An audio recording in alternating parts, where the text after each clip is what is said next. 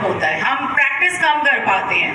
तो स्ट्रेंथ पे हमें ज़्यादा से ज़्यादा प्रैक्टिस करनी है, वीकनेसेस पे प्रैक्टिस करनी है। जो करना चाह रहे हो आप वो नहीं कर पा रहे हो, वो आपका कुछ रह गया, लास्ट ईयर कुछ रह गया, उस पर आपको काम करना है। तो सबका सॉल्यूशन आपका प्रैक्टिस ही है, रिमूवल ऑफ हेजिटेशन है जो आपको इन सब चीज़ों से बाहर निकालेगा। तो पहले अपनी एनालिसिस करनी है कि आपकी कौन सी स्ट्रेंथ है, उस पर भी काम करना है, कौन सी वीकनेस है। अगर आप स्ट्रेंथ पे काम करते हो तो आप और अच्छे बनते हो, अच्छे कॉम्पिटिटर बनते हो, है ना। और वीकनेसेस पे तो काम करना ही है आपको। अब अगर आप बहुत अच्छे कंप्यूटर में बहुत अच्छे हैं, सपोज कुछ बच्चे बहुत अच्छे हैं कंप्यूटर में, काफ़ी ग्राफिक्स हैं, सब है, बट उनमें अगर वो प्रैक्टिस नहीं है, अगर उनकी कम्युनिकेशन स्किल अच्छी नहीं है, तो वो मार्केट में अपनी एक प्लेस नहीं बना सकते, है ना। अगर आप बहुत अच्छे हो लेकिन अगर आपकी writing, if your oral is very good, तो आपको बोर्ड के लिए रिटन भी अच्छा बनाना है। तो SWOT एनालिसिस आपकी सिर्फ अपनी इन चीज़ों को एनालाइज करना है और उन पर वर्क करना है। और जो भी अपॉर्चुनिटीज़ आपको मिल रही हैं, जो अपॉर्चुनिटीज़ आप लेना चाह रहे हो, आप इन प्रैक्टिस से ही आगे बढ़ सकते हो और अपनी अपॉर्चुनिटीज़ अवेल कर सकते हो। अब बात समझ आई सबको? Everybody have understood? Teachers, everybody will write their SWOT analysis in their notebooks, whether junior and senior, all the classes. सभी को अपना SWOT एनालिसिस अपनी नोटबुक में करना है, आपकी क्या स्ट्रेंथ है, क्योंकि यही लाइफ में बहुत इंपॉर्टेंट होती है। These are very important skills. अगर आपकी वीकनेसेस ही रह गई तो आप लाइफ में कोई भी अपॉर्चुनिटी अवेल नहीं कर पाओगे।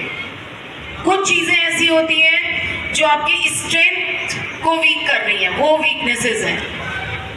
अंडरस्टूड? जैसे बहुत से बच्चे हैं जिनके मन में था कि आज चलो बोलते हैं, बट यहाँ तक आने में डर लगा, यहाँ आए नहीं। यहाँ ये वीकनेसेस है, क्या करना है आके, इसका यूज क्या होगा, या इसका क्या इफेक्ट होना है। तो एवरीथिंग इज इफेक्टिंग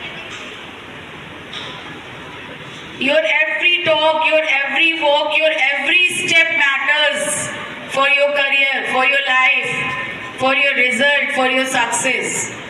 अंडरस्टूड? कभी भी हेजिटेशन नहीं करना है हमें कि हम ये करेंगे तो क्या होगा। स्मॉल स्टेप, हर स्मॉल स्टेप से आप जिस तरह से बैठे भी हो वो भी आपका फोटो में कैप्चर हो रहा है, तो दैट ऑल्सो मैटर्स। एक आपका पॉइंट काउंट होता है आपके लाइफ में, आपके फ्यूचर में।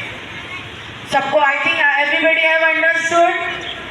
और अभी कुछ बच्चे ऐसे हैं जो इग्नोर कर रहे हैं, वो भी उनकी वीकनेसेस है कि किसी चीज को कॉन्सेंट्रेट होके ना सुनना, फोकस नहीं है। फोकस ना होना भी एक बहुत बड़ी वीकनेस है। फोकस, डिसिप्लिन, ये सब अगर आपकी स्ट्रेंथ है तो अच्छी बात है। फोकस, डिसिप्लिन, कंसिस्टेंसी, ये चीजें ऐसी हैं जो आपको सक्सेस देती हैं। 4 Ds I have explained you. Dream, dedication, determination, drive means actions. I hope everybody have understood. Everybody have understood? Sure? Everybody will write. Now you have to write in your notebook क्या आपके weaknesses हैं। अभी इतने इस time period में आपको जितना भी समझ में आया है उसको और सोचना घर पे, और अपना एनालिसिस आप अपनी नोटबुक पे करोगे। स्पेशली मेरे 12th क्लास और 10th क्लास के बच्चों, अच्छे से सुन लो। आपका परसेंटेज, अभी आपका मेन टारगेट जो है, अपना SWOT एनालिसिस आपको अपने बोर्ड रिजल्ट के लिए करना है।